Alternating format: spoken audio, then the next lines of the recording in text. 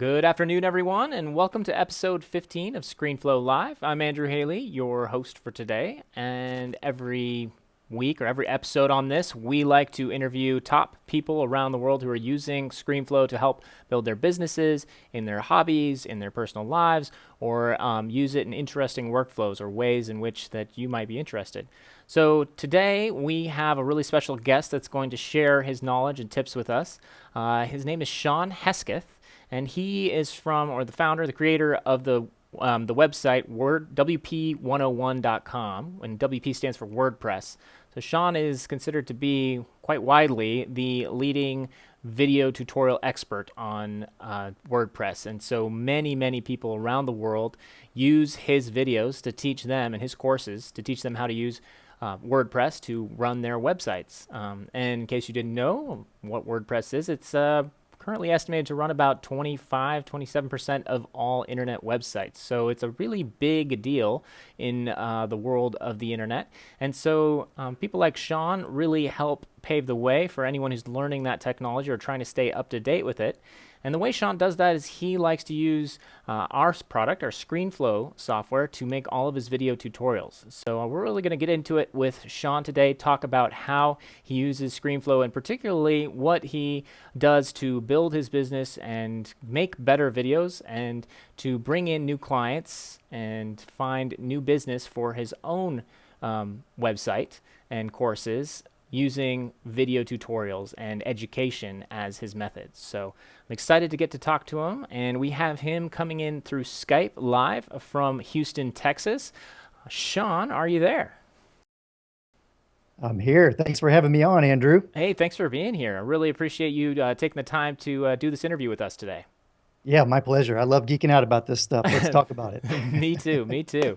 I'm hoping we'll learn a lot. I'm hoping our audience will not only learn more about ScreenFlow and ways to use it and why it might be useful in their own types of businesses by learning from what you do with it, but also hopefully to learn a little bit more about WordPress and some of the things that you know that many people don't. So let's try to get to it.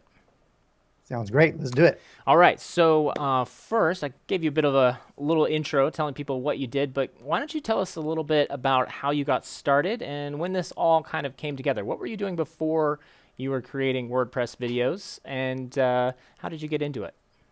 Sure. Well, long before I was creating WordPress tutorial videos, I was a freelance designer, initially for print since about 1988. So 26 years of freelance design, and then migrated in the 90s, mid-90s to start designing websites. Over time, those websites became more interactive, and our customers and clients needed things like the ability to edit their own content on their website. And back then, that simply wasn't possible. You had to use what was called a webmaster, and I was proud to be one of those. So back in the day, you had to hire a webmaster every time you wanted to make a tiny change to your website. These days, of course, we've got all kinds of tools that enable you to not only create gorgeous websites using nothing but a web browser, but also create compelling content. You don't have to call webmasters anymore, and you really don't need to have that much experience with complicated languages like PHP and CSS and other things like that. So yeah, I was designing websites for my clients in 2000s. And around 2004, 2005, I began using WordPress in some of the earliest versions to create those websites for my clients. Then I would follow up with some one-on-one in-person on-site training, teaching them how to use WordPress so that they could create and manage their own content. After doing that for a couple of years, I decided it might be better to serve my clients by creating a series of video tutorials so they could go back and reference that content anytime they want, take a refresher, and remind themselves about the things that we covered during our training. So that was in 2008, I released the first version of the WordPress 101 tutorial series. So you basically got started trying to maybe make less work for yourself, making videos, and ended up making them full time. Yeah, go figure. I really did. I have no idea that it was going to be what it is today. When I created the first series of video tutorials, again, that was primarily to serve my clients. But I talked to some other friends of mine who are WordPress developers and designers in the space who said, hey, I need that for my clients as well. Why don't you set that up as a membership site, and I'll send my customers to you for that same training. So yeah, I didn't initially set out to create this video series. I thought for sure there would be some video tutorials available on the web, but this is long before you could find hundreds and thousands of videos on tutorials of just about, how to do just about anything at all on YouTube. So back then there was really only one other website that had WordPress tutorials, and they were really bad and they were really out of date. So I knew we could do better. I had a background in audio and video, and so I knew we could create a better series of videos. And then realized one of the earliest differentiators was that we were going to have to keep these videos up to date. And that's been one of the biggest challenges. That makes sense. And we find the same challenges in our own model and on our own website. Is keeping our tutorials current and up to date with the latest changes in the software is a bit of a challenge. It's a lot of work to try to keep that video content up to date. So are you doing any design work and work in WordPress specifically anymore, really? Or are you pretty much just on the video tutorial and the education side now? For years, WordPress 101 was really just kind of a side project. But as it became, a little better well known throughout the WordPress community and around the world, we started seeing increased traffic. So a couple of years ago, I transitioned away from my freelance design business to just focus fully on WordPress 101. So these days, maintaining that website, creating new content for our students, and answering WordPress questions is pretty much how I spend every day. How many students would you say you have currently or at any one time? So we have several different distribution channels. We have about 27,000 members on WP101.com. And those are people who pay to access the videos directly from our website and also benefit from a members-only Q&A forum where I get in there with a couple of other experts and we answer their WordPress questions. That's one distribution channel. We also created a plugin that runs inside of WordPress that makes our videos available directly within the WordPress dashboard so that folks can find our videos directly inside their own WordPress website. So that is delivered via a plugin, and that primarily serves WordPress developers. And there are literally hundreds of thousands of websites running that plugin. And then the third distribution channel is through licensing. So we've partnered with companies like GoDaddy, for example, who make our videos available to all their customers. So all in total, we estimate that's a little over 1 million people that have watched our videos so far. Nice. And so that was my next question. I mean, with all these online learning sites popping up, you've got Udacity and Coursera and Udemy and many others, as well as traditional video tutorial sites like lynda.com. Where do you find WP101 and the videos you're making fit within that space? Are you looking at going through other distribution channels as well, or partnering with some of those other education channels? I think there's benefit to having a focused channel that's dedicated only to delivering WordPress-specific training. So I have great friends who are educators with Lynda and some of the other sites that you mentioned. And they're equally passionate, just as I am, about teaching people how to use WordPress. Most of them focus on more advanced topics. So more of the developer side, where I'm solely focused on the beginner and helping them get up to speed with WordPress as quickly as possible. So, it's served us really well, and WP101 has significant brand recognition around the world. A lot of people know if you need WordPress basics, go to WP101. So for now, we're happy with our web strategy, with the branding that we've established, and our ability to serve WordPress beginners better than I think we could through any of those educational sites. That makes sense. I mean, because you're getting a lot more of other topics when you sign into a place. It's nice to have it very focused to the topic and the specific items that you're offering and services and materials you're offering. So I can very much see that. When if someone wanted to, well, actually, why don't we just show you the website so people can see kind of what we're talking about here. I'm going to pull up my desktop, and if there's anything you want to pull up, talk about while we're looking at this. This is the WP101.com, where people can go find out and how to learn WordPress.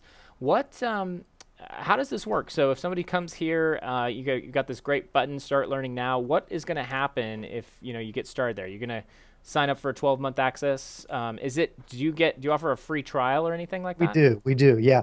In fact, most people don't start with an initial purchase, but instead, if you'll click that link right there to browse all of our courses, you'll see that we've got a number of courses available today, and then we're already working on several more. But the Introduction to WordPress is a free mini course that explains what is WordPress and kind of helps people kind of get the basics of understanding what it is, how to install it, and that's where we usually begin. Let's pull that screen up again, Deborah Lee, just so as Shawn walks us through it and when we transition back. So we have, I just want to show people that are watching, anybody, like, so this is where you would recommend people get started, Intro to WordPress? That's right. Okay. Yeah, And that's our initial free mini course. And then we have several other free videos. Generally speaking, the first video in all of our courses is free, so you can determine whether or not that content is the level that you're ready for and it's what you're interested in learning.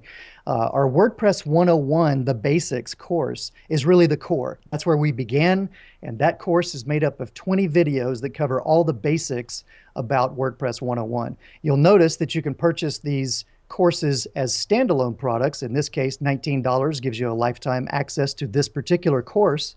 But obviously the best value is a membership, which is, as you saw on the homepage, available via annual membership or a lifetime membership. So memberships give you the advantage of being able to access all of our courses, not just the ones you see now on this page, but also the ones that are coming soon that we're working on right now, for example, for the Jetpack plugin and others. So when those courses are released, our members also have access to those courses as well. So we're constantly focused on increasing the value of the membership by creating new courses all the time. Now, you mentioned a lifetime. If you buy, one course, one off at a time, you'd get a lifetime access. Does that include all the updates as you stay current? So somebody gets basically to see as things change, they can stay current, come back to the same course, relearn anything that's changed? Absolutely. That's the way we intend for that to be used. I think that's the best value. We positioned it to be that so that for a relatively inexpensive cost, you're not only getting the updated videos as we release them on the website, but also access to all of our future courses. Mm-hmm. Yeah, I like the way you organize the site. It's pretty straightforward. It's very easy. You know exactly what you're paying for. You know exactly what you're getting. And then you know what the offerings are. So how many courses do you currently have? Yeah, currently there's about a half a dozen. We've got a course on WooCommerce, which teaches folks how to use the most popular e-commerce plugin to start selling things through their website, and that's a really popular course. We have a course that's dedicated to the Yoast SEO plugin, which is one of the tools that enables you to start managing the titles and meta descriptions and things that search engine robots look for on your website in order to make sure that it's indexed properly. So we have a course that we created for that plugin specifically. And over time, we're continuing to add new courses for some of the more popular plugins, like I mentioned earlier, for Jetpack and some of the others. So maybe we should step back a second and try to give people a better idea of what WordPress is. I mean, I kind of talked about it a little bit, and you've mentioned it here and there, but let's maybe we'll start with the video. We can actually, and then, well, how about we do it this way? We'll have you explain what WordPress is a little bit, then we'll preview some of the videos that you did and have done, and then we can talk about your process for creating videos and dive into that as well. So real quick, what is WordPress? Why does it matter? And what is it doing that that is enabling people to that you think is so unique? Yeah, great question. So WordPress is a web publishing platform. It's free. It's open source. It's powered by an open source community, which means that there are developers all around the world who are constantly contributing back to and volunteering their time to make the core of WordPress better and improve that all the time. So that's what's meant by open source. Because it's an open source project, it's also free to use. So you can download a copy of WordPress, start building your website today. WordPress basically uses your web browser to enable you to manage the content on your website. That's creating content for your homepage or creating a blog. When I first began using WordPress back in 2006, 2007, it was primarily a blogging tool. So back then it competed with the likes of TypePad and some of these popular blogging platforms, Blogger, for example, blogger.com. But over the years, WordPress has become much more robust. And today, there are massive websites that are powered WordPress and integrate with massive, database backends or and do some really crazy things. So years it's become incredibly extensible. That's not how most people are going to use it. If you're just going to design a personal site or a website for your business, you're probably going to start with the downloadable version at wordpress.org and start designing and building your website. The look and feel of your website in WordPress is determined through the use of themes. And themes can be they run the entire gamut of cost from free themes to paid for commercial premium themes. And so you can find a theme that kind of fits the look and feel that you want your website to have, install that theme, and that determines the typography, the colors, the layout of your website. And then usually you have the ability within WordPress to customize that slightly, changing those colors and changing the content to make it look like you want it to look like. So that's kind of the nuts and bolts of what WordPress is, how it works to create a website. Got it. And so there's been a lot of other types of website design platforms that have come out recently. Everyone's trying to make it as easy as possible for people to launch and maintain websites. What are some of the advantages that WordPress offers over other types of solutions out there? Yeah, there are a number of other great solutions for just creating a quick looking site, something beautiful. And so we know Wix, for example, Squarespace, those are a couple of big competitors in the space that people may be familiar with. And those are great tools for quickly getting a site built and launched. WordPress is unique in that it enables you to own all of your own content. So instead of a hosted product or solution that's hosted on someone else's network, you can actually download that, install it on your web server, and then you own all of your content. That gives you the greatest degree of flexibility down the road. But probably to me, the biggest differentiator between WordPress and some of those other tools is that community that I was talking about earlier. So because it's contributed to by this network of developers and designers around the world, that open source community that we were talking about, you've got a network of people that are available to help you, whether that's providing simple support. How do I do this on my website? Or I want to have some custom functionality built and designed for my site. You simply can't get that with Wix and Squarespace. It's more of a closed system where you choose from some preset themes, preset options. They're very simple in guiding you through how to set up your site. But when it comes to selling online and doing some of the other things you may want to do down the road, WordPress is going to be incredibly flexible. And then you tap into this enormous community of people who are ready to help make your site a success. Got it. Because it's open source, does that make it more complex and harder to use? Or is it, what's its reputation right now? Yeah, the reputation actually is that it's one of the easiest to use and most intuitive platforms for creating a website. And to be honest, this is where we're constantly focused. There are groups within the WordPress community who are dedicated to working on specific tasks. For example, I've volunteered specifically for the new user experience group. And the purpose of our group chats were to determine how to make WordPress more friendly, how to make it easier so that a new user can quickly be onboarded and get up to speed with WordPress as quickly as possible. So even though it's open source and it has all this power and flexibility built into it, it's actually very easy and intuitive to use initially. And then as you dive into it, of course, there's all kinds of resources to help you get up to speed as quickly as possible. Is there a limit to, you mentioned that large websites have been created using WordPress, but is there a point at which someone would say, WordPress is not the solution for this? Like, when should somebody not choose WordPress to run or build a site? Yeah, I've heard of massive enterprise, enterprise websites that have been powered by WordPress. TechCrunch, for example, is powered by WordPress.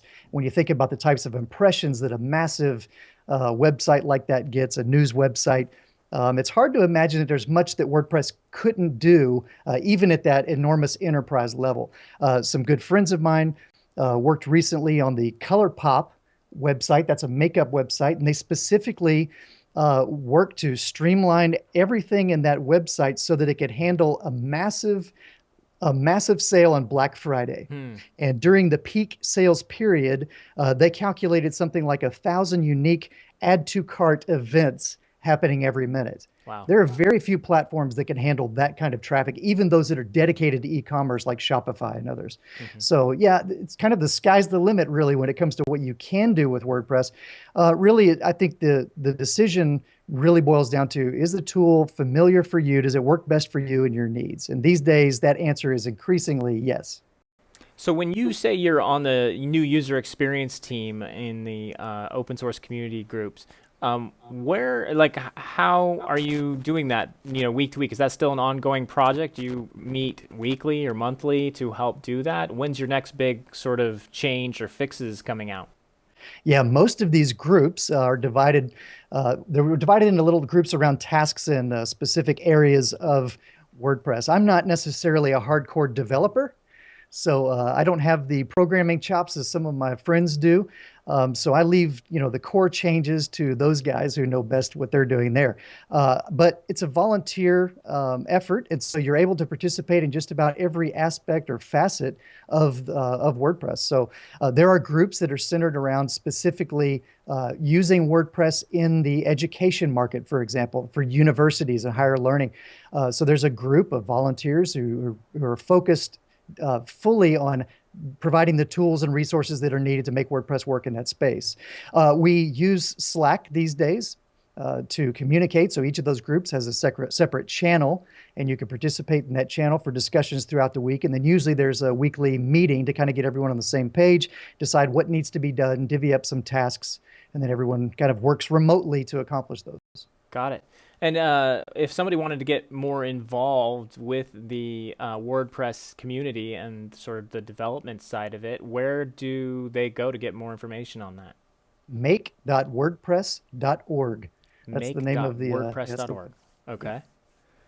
And there's a list of all the different groups that are available there and how you can participate, and the links to those Slack channels that we were talking about. So, is there I know other open source communities have suffered from this, any controversy or problems? I mean, are there always forking projects going off and splinter groups kind of going off to do their own thing? Or do you find this community's been on the same page for the most part? I think in any community, there's probably a fair amount of drama, and WordPress is no exception. Because it is open source, we basically release themes, plugins, and software under the GPL license. And the GPL license essentially says that it's yours. Once I create something and release it to the public, it's yours to modify, change, redistribute as you see fit. So that does create some interesting challenges, and there have been cases where some folks have come in and just essentially in any other type of license, you would think that they're just stealing it. Unfortunately, in the GPL, they're perfectly within their rights to essentially take that code, modify it, resell it if they want to. And so that has obviously created some problems, particularly when you have folks whose livelihood depends on the creation and support of these products. Mm-hmm. So we're not without our challenges, and open source definitely carries some of those challenges. But for the most part, the community is friendly, well aware of what others are doing in the community, particularly to solve some of these problems that are best handled by software, a particular theme or plugin. And so we've kind of adopted many of us anyway, kind of an informal phrase, and that is co-opetition. So even though there are other people in the WordPress community who may be doing WordPress education, for example, I'm happy to send folks to them if it's a better fit for this particular student or learner, and then vice versa. So we're constantly kind of referring people back and forth depending on their needs and what might work best for them. And I think that's probably unique to the WordPress community. I haven't seen that anyway in other communities. Got it. Do you find, so if somebody's trying to stay up to date and stay current with WordPress, and you created this whole site with version, .x, and suddenly the new version's released, is it hard to update? I mean, are they having to go back and kind of update their websites when new versions come out? Or, can you explain a little bit how the versions get distributed and where and how that update process occurs? I'm a little curious on how that works, if it's an evolving organic product, but it's also a web platform, web management platform. So I'm kind of curious how that affects the standard user if they're trying to stay current. Yeah, backwards compatibility is always a massive concern with any, new development that we do, trying to make sure that the website doesn't break once you update. So we give a lot of thought and effort to that. WordPress specifically does a very open and public beta testing period, so you can begin downloading and testing the beta version of software usually a couple of months before a release actually is finally officially released. So that gives you plenty of time to experiment, particularly the plugin creators and theme developers whose software kind of depends on WordPress, to make sure that your product is still going to be fine after that release.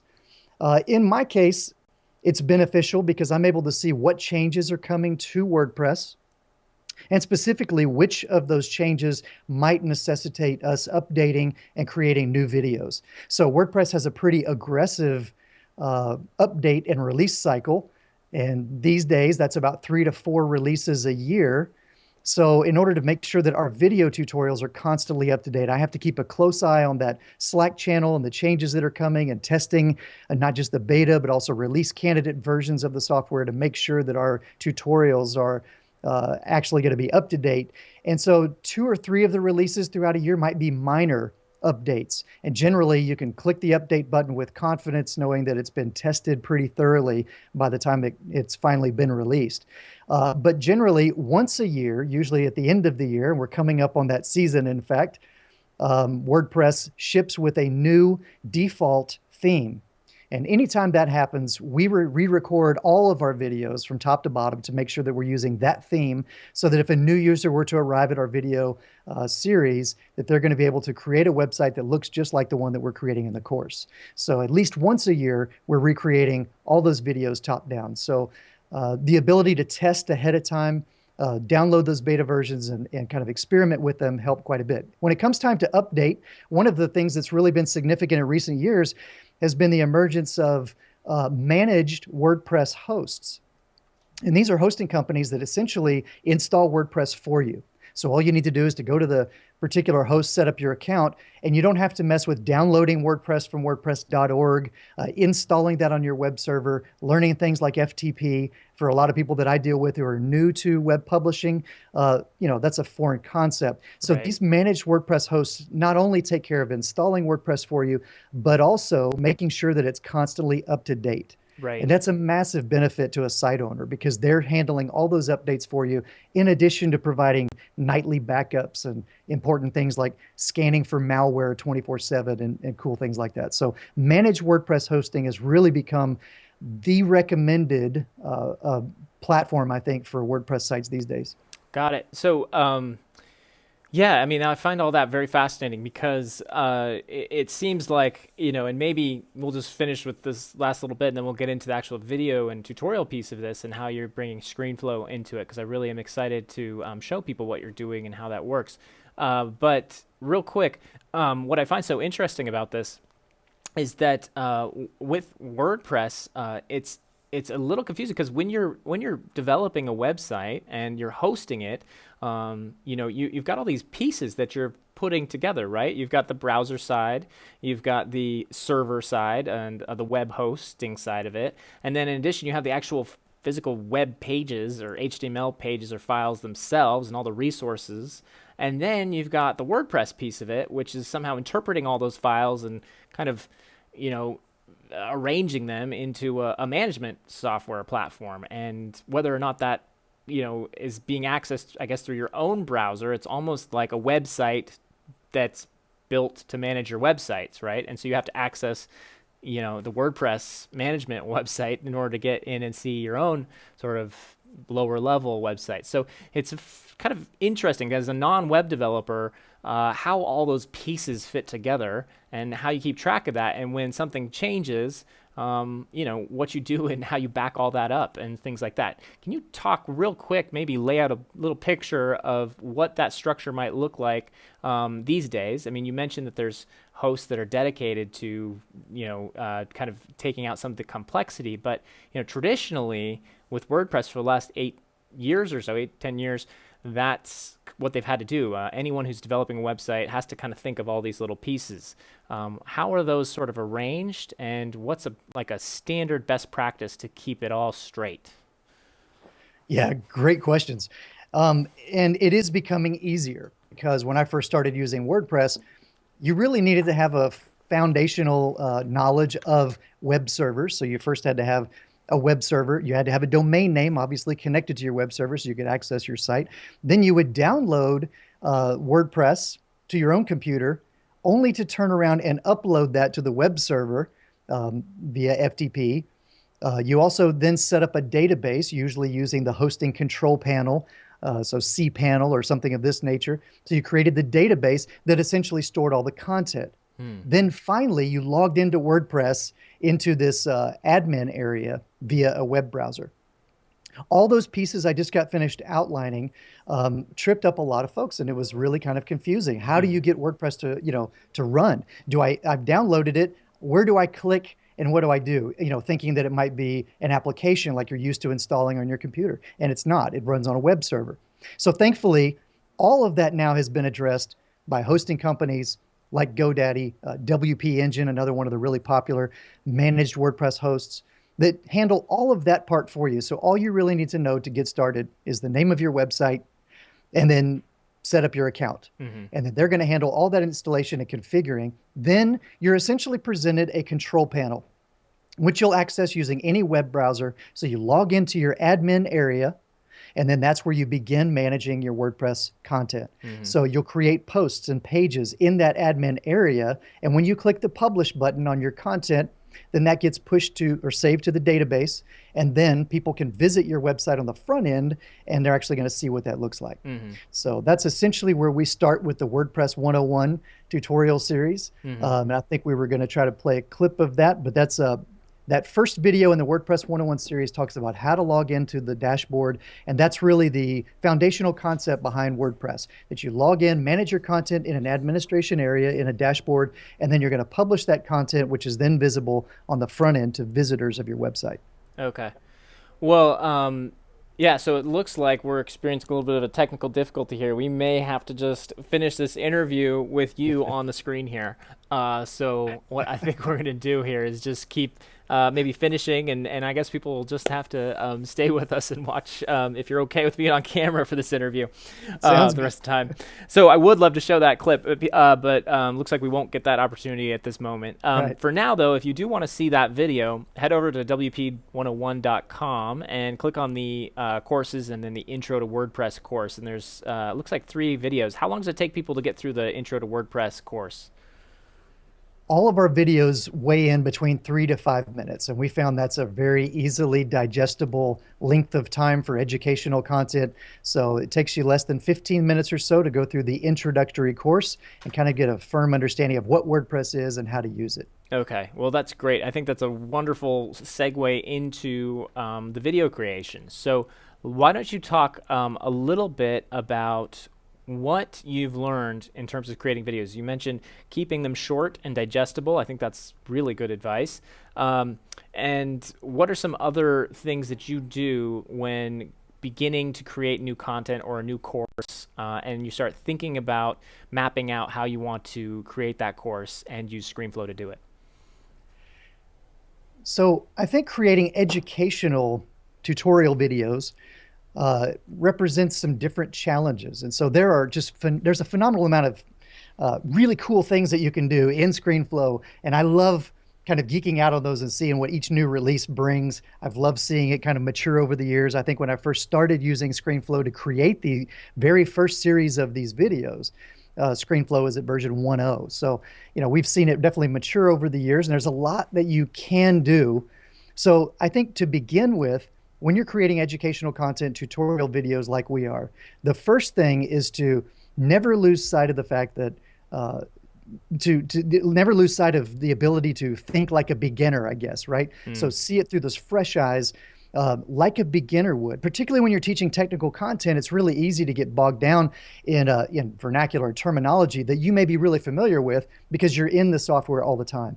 So I think it's incredibly important to first off remember who you're talking to, remember your audience, and make sure that you're explaining every concept, even those that you may be taken for granted. So start with why.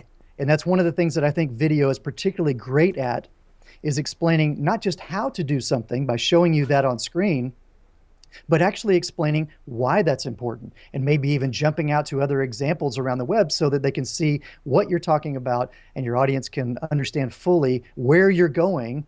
Then you can back up and cover how you're going to get there. So that's kind of my top level advice. When I created the very first series of videos, it was pretty easy to break it into a curriculum because I had already been providing that training live and in person. So that gave me the ability over dozens of those sessions to kind of refine the material, make sure we're presenting it in the best possible way, and also collecting feedback from people about what was confusing and what they were able to grab onto very easily. Hmm. So with that in mind, it was fairly easy then for me to translate that into a series of videos. So I think the next step is outlining a curriculum or an outline of the video topics, breaking those into bite-sized chunks so that no one video is really trying to tackle it all. We don't need a 30-minute, nobody has time really for a 30-minute, 45-minute tutorial video, or very few people do. Right. What they really need is to get in, learn a specific thing, and then get back out. And if they need to come back later, it makes it much easier to return to a particular video Right. and freshen up. And that makes sense. And I think the larger 40-minute, 2 hour, whatever is really the course itself. And so, when you're saying this is going to get you up and running, now, you break that in all the little steps, but anyone knows like, oh, okay, I just need to remember how to do that specific thing that's still super basic, and they can go subdivide that way. Whereas if it's more complex, it can be hard, because the danger of breaking things up into tiny chunks is then people don't know what they're looking for. So they kind of go, gosh, I really want to know how to create a title or graphic or, load a new header or something, and I just don't know the words that I'm looking for that will find me to the right video. So I think that's where the course organization, the curriculum steps in to provide that larger overview structure that people need to kind of then drill down to the specific skills and tasks. Absolutely. So then we get into some of the kind of tips and tricks that I think I've picked up along the way that just make the videos themselves easier for beginners to follow, or your viewer, whatever level they are. So things like, for example, replacing your cursor. We've got these massive screens these days. I record on a 27-inch iMac, and then I have an external Thunderbolt display that I use to record the video. Well, that allows me to record a ridiculous amount of information in terms of pixels, but they're not going to be viewing that video full screen on a gorgeous 2560 monitor or retina display. Right. In fact, these days, increasingly, they may be viewing your videos on mobile devices. So just thinking about the way that your videos are going to be viewed kind of affects how you're going to record those. So instead of recording full screen, maybe I need to first change the resolution of that screen to match the HD ratio of the video. So for example, most of our videos I record at 1280 by 720. That's the typical, or the most popular, I guess, HD ratio that folks are going to watch those videos. Mm-hmm. Even at 1280 by 720 though, your cursor can easily disappear on screen. Mm-hmm. So it's really difficult then for the viewer to follow your on-screen actions. And particularly when you're doing online education, this is incredibly important. So ScreenFlow provides some great tools. There's obviously the kind of hotspot, the highlight that allows you to really accentuate what you're doing. But I just started using this very simple tool, and that's on my Mac. I just go to System Preferences, to the Accessibility panel, and I just increase the size of the cursor to just shy of its largest setting. And while it looks a little comical to you or I, if you're going to use your computer every day, you wouldn't want that. But on video, it makes it come across really well. And then just short of that, if you don't want to go through that trouble, you can actually replace, in ScreenFlow, you can replace that cursor altogether, which I've also done. And sometimes that can be helpful. Yeah, I found that as well, that you just got to increase that cursor size when you're showing people tutorial videos. They just need something they can more easily follow with their eye. What do you find is your process for actually scripting out and creating the video? Do you write everything down? Do you write a script down and then kind of record to the script? Or do you, what's your process from beginning to end there? Yeah, that's a great question. I do, and for a number of reasons. And I'm going to preface that by saying that over the years, one of the most popular pieces of feedback that we get is that the WP101 videos are much higher quality than any other tutorial videos that folks may have seen on YouTube or whatever else. Part of that is because of the process. So I always begin with usually a local demonstration environment. So I'm installing WordPress locally, running on a web server here. I do that so that I don't get any spinning beach balls or timeouts or those kinds of things. So it's very speedy. Everything is instant. Then I go through top to bottom and do a dry run through of the topic that I'm about to explain, carefully writing down every single word. Now, I create a word for word script. That may not work for everybody. And I've worked with some folks to create tutorial videos that weren't able then to turn that script around and read it in a conversational way. Right. It sounds like it's being read. Right. So you kind of have to experiment with that a little bit. In my case, I do a specific word for word script, even notating where there are going to be pauses. If I need to pause here for a little bit longer, I notate that in the script. So then the first step is GarageBand, where I record all the voiceover, start to finish. And then I'm able to import that back into the ScreenFlow file. And I find that's going to give you the best kind of foundation. And then you can start to record your on-screen actions on top of that. But that's going to ensure that you're able to get the best delivery, because very few of us really can both talk at the same time and also be demonstrating things on screen and do it in a way that's very smooth and doesn't result in ums and uhs and pauses and all those kind of things. Yeah, it makes perfect sense. Do you like to listen to the script or the recording as you're then doing the screen recording with ScreenFlow? I do, absolutely. And this is one of the benefits to having two monitors set up, because I can have ScreenFlow running on one monitor with that track and that audio. So I can hit play on that while then I begin recording the second screen. And that way I'm able to record on-screen actions precisely so that they match exactly what's being described in the narration. That makes sense. What is it that GarageBand offers you in terms of voice recording and voice processing, rather than just recording your microphone right into ScreenFlow? Only a couple of things. First of all, it's really about, I think, using the tool that you're most familiar with. For me, GarageBand was great. It was super intuitive because it comes on every Mac, so it's already there. But I do use a couple of plugins to kind of master the audio that I record. When I recorded the first series of tutorial videos, I used the Blue Snowball. And it was just this tiny little silver USB mic, and it was okay, and it's a great mic. A lot of people still use that microphone. Over the years, I kind of graduated to bigger USB mics, and then eventually to the setup that I use today. So I think that audio is probably one of the most important elements particularly when you're creating educational content that folks are going to be listening to for a long period of time. So I think it's important to pay careful attention to not only the audio gear, but also that audio file is being mastered properly, and that it's warm and pleasant and feels like somebody is right next to you explaining something to you. No echo and all those other things. You can do that. And in fact, I've been really impressed with the tools in ScreenFlow to edit. And you can, these days, actually even use some of the audio unit plugins. So the plugins that I use, you probably could just import in there. I find it easier to use a dedicated environment for the audio that I'm familiar with. But again, that's just because it's the tools that I'm familiar with. Are there particular filters or plugins that you'd recommend that you like? Yeah, one of the common problems, and I know you've seen this, is audio level. How do you know that the audio level you're recording at is consistent with that of other videos out there? So if you've ever listened to music on the radio and paid attention to the levels, you'll notice that every song that gets played, no matter what style or dynamic, is always the exact same volume. And you know this, but that's because it's heavily compressed. So compression is definitely one element to it, but I use a filter called, it's made by FabFilter. FabFilter Pro L is the name of the plugin. And it basically takes all of my audio and not only compresses it, but also makes sure that it's being output at exactly the level that I specify. So I essentially back down off of max by about 4 dB, just so that we're not outputting max audio level. And then if I run my audio through that filter, I know that it's coming out exactly the same. And every video that I create has the exact same audio level, whether I recorded it this year or last year. Nice. Do you, what about music? Where do you source your music? How do you work music into the project or the editing? Yeah, I always license music, and I think it adds a lot to particularly the learning experience instead of just starting cold turkey with talking. So it kind of helps to set a tone, an atmosphere that's conducive to learning. Finding the right piece of music can be a real challenge.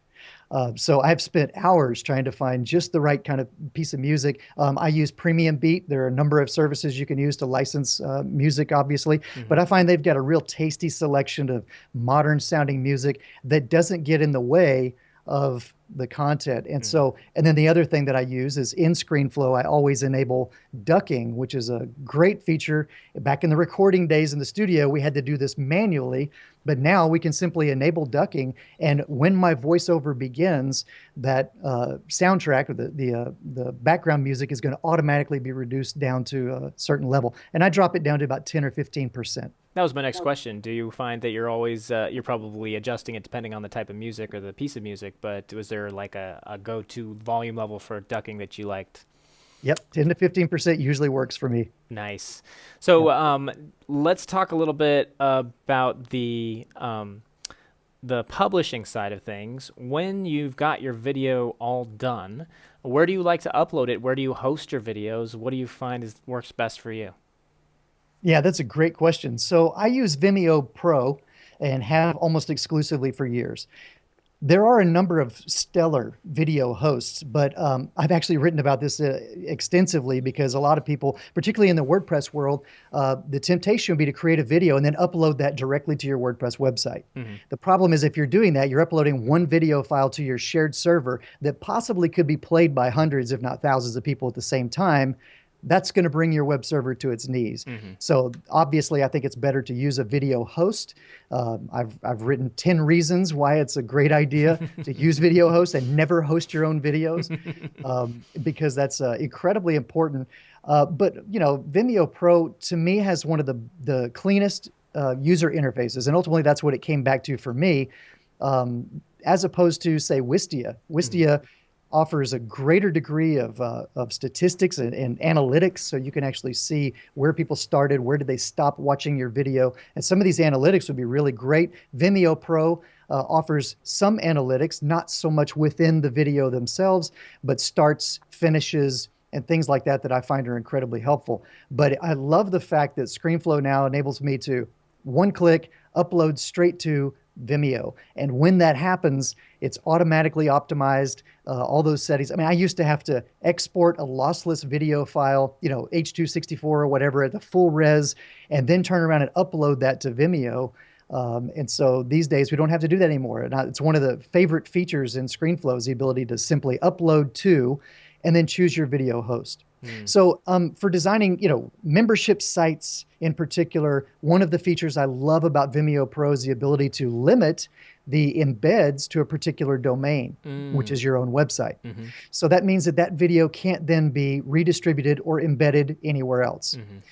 So it's a little degree of protection that you're not going to get necessarily from a YouTube video. But if you're not creating a membership website, then generally what you're concerned with is just eyeballs, making Right. sure as many people as possible access your video. And there really is no better platform than YouTube for that. So Right. again, one-click export straight to YouTube. So you do a couple videos on YouTube just for traffic and SEO and exposure, brand, advertising, and then most of the content's hosted on Vimeo Pro. Yeah, that's right. All of our free videos we make available in both channels so that folks can find and access those videos and find those helpful. But all of our member content, all the videos that you see on our website are hosted by Vimeo Pro. And it's funny, when I first launched the site, I never thought that a video player would become a stumbling block for somebody, but I had people say, you need a video tutorial on how to play the videos. I thought, well, this is crazy. You hit the play button. And again, this is one of those things that you can take for granted because of the amount of online video. We've all done that. We've all played videos.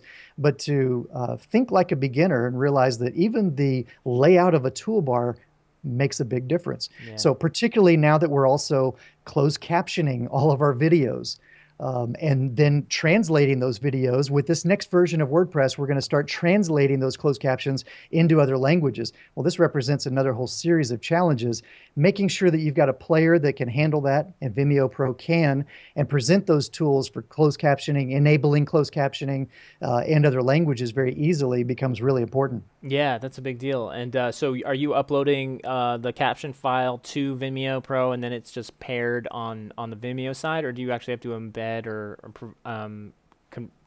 use ScreenFlow's captioning or anything like that to send the captions to Vimeo? How are you doing that?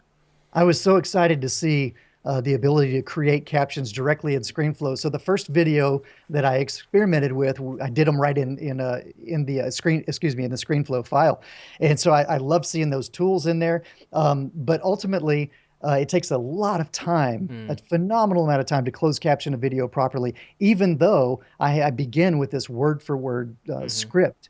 So we kind of have a little bit of an advantage in that regard. But another one of the great things that Vimeo Pro has built in is right in the settings panel after your video is uploaded. They have the ability to partner with Amara, and you have just a one-click button that allows you to order closed captions. And you can do that at several different price points, and that makes it incredibly affordable and probably the easiest way to do it, because after a couple of days, your file gets automatically added back to your video in Vimeo Pro. And so it kind of takes all that work right off of my plate. And when you're doing as many videos as we are, that matters. Well, I was going to say you may need to learn about one of our other products here, our Mac Caption and Caption Maker software here, because since you do have that word-for-word script file, that's exactly what it does best. You give it a video file and you give it the script, and it does all the timing and just pops out the Awesome. video with all that encoded. So we'll have to get you a trial of that, see if you like it a little better or what Oh, you if bet. it's going to Please work for do. you. Yeah, please do. I'm We always looking will. for tools like that. Absolutely. So, on that note, though, I'm curious, what are the features that let's talk about your wish list. Let's talk about features you wish ScreenFlow had and what you'd like to see or what might help you in your business from using ScreenFlow from day to day. Anything it's missing? I love the way that it's matured, and I just absolutely love the environment. Everything about ScreenFlow to me is super intuitive, and that's been the reason why I've stuck with it over the years. It was what first attracted me to using ScreenFlow in the very first place. That said, I'm far from a power user, I think. We create during our biggest production cycle, when we update the WordPress videos at the end of the year, we not only create, the 20 video files that are uploaded, but we also have licensing partners who need to have their logo and a custom introduction at the beginning. So, welcome to the Brand X WordPress tutorial series, for example. And that's unique. That little bug is unique to each of our licensees. So with a couple of dozen licensees, 20 videos in the course, Right. You're we're looking at cranking hundreds out of videos. 500. Yeah. Yeah, we're cranking out hundreds of videos every one of those cycles. So right now, I'm looking at automation. What are some things and tools that we can use to kind of streamline that part of the process? Hmm. Because right now it involves a lot of duplicating files. I'm a big fan of being able to use grouping, so I can actually group the logo for the brand and their bug, and that makes it easier then for me to copy and paste that into other videos. Hmm. So that's a huge time saver in and of itself. But yeah, I'm really looking for A other way to just tools that are going to insert help us to. bumpers or do templates, and You I bet. get that. That makes a lot of sense. The batch processing obviously was a big deal with ScreenFlow 6. Yes, I hope that yes, helped you. Uh, absolutely. but yeah, I would imagine that getting the next step there would be a little bit useful as well. I'll put some thought into that. There may be some other solutions we can send your way as well. Sounds great. So anything else? Anything else that you're finding that you like, or any other tips that you want to provide to ScreenFlow users, either on the what I learned, what not to do, or side of things Yeah. when you're doing these many videos? So, again, I'm really far from a power user. I'm sure there are guys that are using, many, many tracks. For what we do, it's really fairly simple. And in terms of having an audio track with the narration on it, the screen capture track, and then usually our background music at the beginning and at the end. So, with a few tracks, most of the tips that I have are more about the things that I've learned along the way, or how to do edits in ways that make sure that those are nice and clean, and the viewer isn't being jarred around the screen. So not so much necessarily tips within ScreenFlow itself, but for example, I use the smooth scroll extension for Chrome, and installing that extension and then playing with the settings, experimenting with the settings a little bit, ensures that your on-screen actions are really smooth. So it basically slows down all of the cursor up and down or mouse scroll actions and applies a really nice kind of ease in and ease out to that action, so that the screen doesn't suddenly blink and it's changed and your user is trying to figure out what just happened on screen. It slows all that way down, makes it nice and easy for them to follow your on-screen actions. So between that, increasing the cursor size, and then being very deliberate about the way that I move the cursor around the screen, specifically straight to point to point. Those are the kinds of things that I obsess about. I make sure that if we ever have to do a hard cut, that the cursor is back in roughly the exact same place, as close as I can position that, so that if we have to do an edit, again, it's not jarring the viewer and they're able to pick up right where they left off, or ideally never saw that anything happened. So most of my tips, I think, have to do more with that and that, that part of the process. In terms of ScreenFlow itself, man, I just find it every day to be a delight to use. Well, good. We'd like to hear that. So keep sending more feedback, or positive or negative, our way, and so we can keep making sure it's the best it can be. I would have to say that tip, as far as turning your mouse into your actor and your screen into your stage, is very important. It's one thing that I think I've learned as well. The more video screencasting tutorials you start to create, the more you realize every movement matters. In the end process, so you really become a performer almost with using the mouse as your puppet kind of thing, and the screen your stage. I think that's very good advice. Yeah, absolutely. That's another benefit to doing the dry run, whether or not you script or not. Just doing that dry run and making sure you've made some notes. I'll even sometimes make notes that at this point in the video, down arrow twice puts me at exactly the position on screen I need to be to demonstrate the next thing on screen. So yeah, doing a dry run and then making careful notes about those things really help to increase that. At the end of the day, it's about creating this experience for your learner. And all of those things really do matter. The feedback we get again and again from folks those are the kinds of things that they notice made the video easier to follow, and they appreciate all of that as opposed to some of the videos they might have found elsewhere. Well, that's great. Great advice and great tips. We have whiled away a full hour here. So, Shawn, I don't want to take up any more of your valuable time, and I really appreciate you spending this amount of time with us. I also apologize for the technical glitch here that has put you permanently on camera here. But folks, you can catch more of us. We'll have more episodes coming up with more guests like Shawn. If you liked today's episode, please tune in. And Shawn, where can people find more information about you? How do they obviously we mentioned the website there, but is there anywhere else you'd like them to go? You bet. Well, our website, WP101.com. I blog about screencasting and membership sites and other things like that at ShawnHesketh.com. You can find me on Twitter at LeftLane, LEFTLANE. And of course, you can follow WP101 on Twitter as well. Well, thank you so much, Shawn. We really appreciate your time, and we hope to have you on again soon. Yeah, thanks. I always have a blast talking about this stuff. So thanks for the opportunity, Andrew. Oh, it's my pleasure. Have a good one. Talk to you soon. Thanks. All right, folks. Well, that was it for today's episode. We will see you next time on ScreenFlow Live. Thanks for tuning in.